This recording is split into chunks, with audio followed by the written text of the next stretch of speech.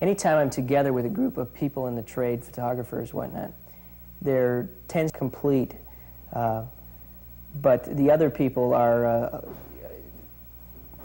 accessible and continue to, other than Weston, who's not around, but Penn is certainly still working. And I think it's important to have these teacher heroes and to go after people and to find people, whether it be in libraries or if you can physically take workshops or if you have the excellent fortune of assisting for them, to have them rub off on you and to study them and to sort of start formulating an opinion as to what is good and what isn't good and why one photograph works for you and one photograph doesn't. And I also think it's important to be able to articulate why you feel that that's true. It's one thing to be able to look at a photograph and say, God, I like it, but it's a whole other thing to say, I like it because. So I really feel like Andy, my original teacher, taught me those skills and allowed me to, it really frees you up, because then all you have to do is learn the technique, and the technique is simple. If you learn how to see, you've learned something that is invaluable and unique.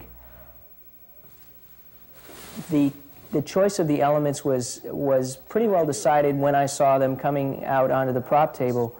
The beautiful red-orange color of the chest protector against a green-black mask has some inherent gut-wrenching kind of contrast, and it tells the story.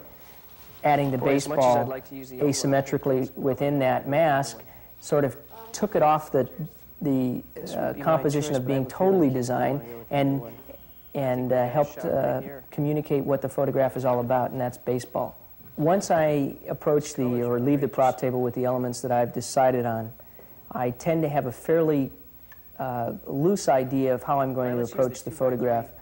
Generally, I don't wheel a camera in until I'm pretty well wired as far as the composition is concerned.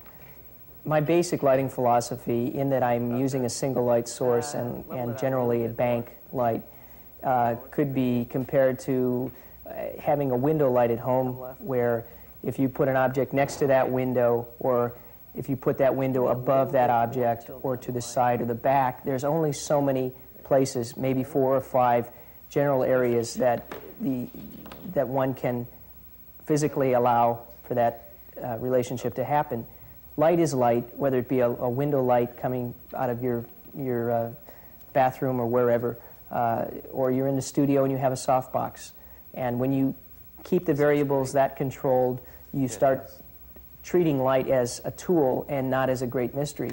And you start seeing what a light can do to an object. And it simplifies the whole matter. It sort of takes the emphasis off the light and puts the emphasis on what am I trying to say with the light. And that's really what makes photographer A and photographer B different. When you're using a large format system, 4x5 or 8x10, in order to get the sharpness, you need to use a smaller aperture. F64 may not be the optimum sharpness on that particular lens, but in terms of getting things from top to bottom in a 2 or 3 foot area sharp, you need to be working at small apertures. Give me a little bit of a front tilt.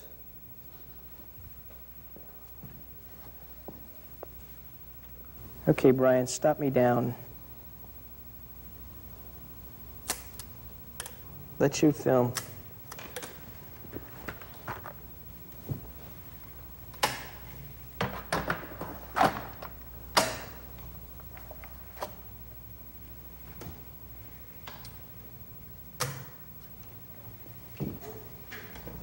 Keep the shadows a little mysterious. Keep people wondering what's going on. Add that drama and that three-dimensionality to things. And it all sort of works with the one light source close to the subject philosophy.